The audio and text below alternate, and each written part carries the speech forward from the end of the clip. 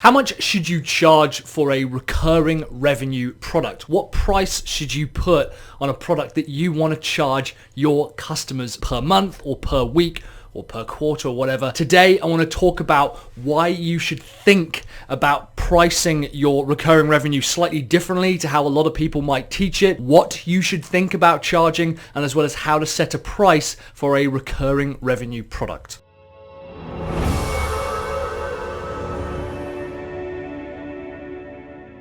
Hey guys, Mike here from Sell Your Service. This is part 2 of a special 6-part series that I'm doing on building recurring revenue products for your business. I've got some links down below for the Recurring Revenue Retreat, which is happening in August of 2019, which I'm extremely excited about. I'm going to be talking with myself, Christina Romero, Grant Morrison, and what I'm most happy with is Mike McAllowitz from Profit First. I'm really excited about that. You can find links down below. In the meantime, let's talk about setting a price for a recurring revenue product. So the problem is, how do you put a price on something that you know you want to charge per month? And I don't believe the problem is necessarily what we should charge. I think the problem is internally justifying in our head why we should take money from someone every single month. That's usually the thing that people struggle with when they think of a recurring revenue price. We can often be confused about what it is that we should be charging, and I think that's because there's a lot of different kind of pricing structures out there. There's a lot of different styles of pricing and a lot of different kind of ways of educating people on what they should charge per month. And we can also be a little bit embarrassed about how much we should be charging, whether we're charging too much, whether we're charging too little,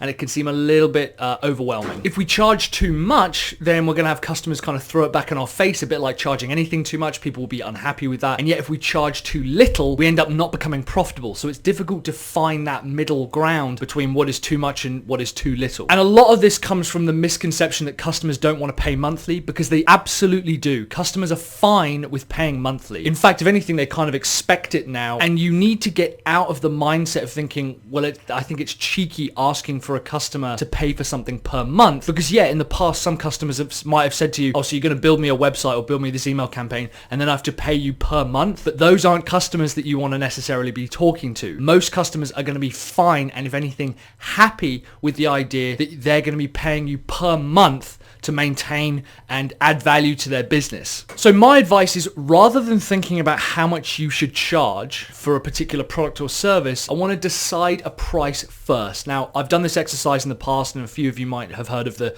25k drop. What I want you to do is think about $197 per month. Now, that could be 197 pounds per month, 197 euros, whatever you want it to be. That just means that at 10 customers, that's an extra $2,000 coming into your business. So I want you to think about, what does $197 per month for a product look like for your business? That's where we want to start. And we're going to work backwards from there and think, what am I going to deliver to the customer for $197 per month? That's what I need you to start thinking with. The second question is to understand, well, how much do you want to make? And it's a catch-22 or a chicken and egg scenario. But if you don't have a clear budget in mind, I want to challenge you to think about, well, what do you need to make per month? Would an extra $2,000 a month help? Do you want to scale up to $10,000? A recurring revenue product needs to be scalable. It needs to be something that you're not delivering. And we've talked about that in a previous video. We'll talk about that in a little bit more in this kind of little video series. But what I want you to understand is that if you have 10 customers come in or 1,000 customers come in, you can't be delivering that work, because then it doesn't matter that it's recurring revenue. It's not scalable revenue. And in my opinion, it's more important to have scalable revenue to start with than recurring revenue, because you can always increase the number of sales that you're generating. If you think about $197 per month, work backwards from that and think, well, what would you give for that? And it's a similar exercise to the 25k drop exercise that I talk about.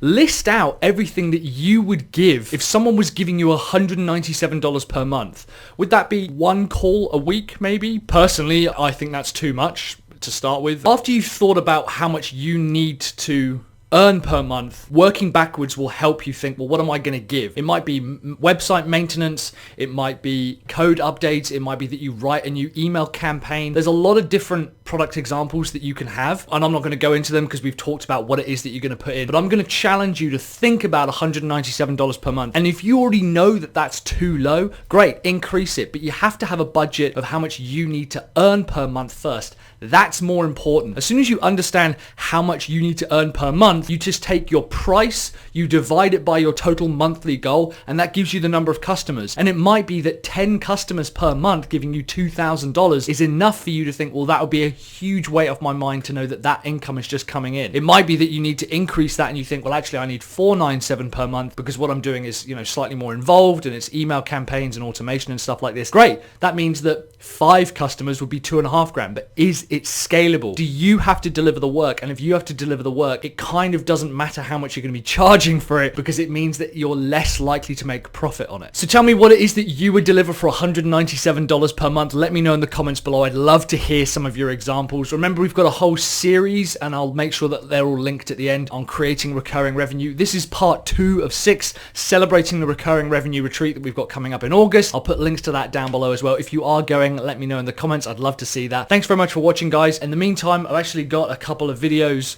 probably coming up on the side here talking about recurring revenue. So I'll have the playlist to the recurring revenue kind of workshop that we're doing here, this 6-part series, as well as the interview with Christina Romero from the recurring revenue retreat. Thanks very much for watching. I will see you on the next video. Keep building those funnels.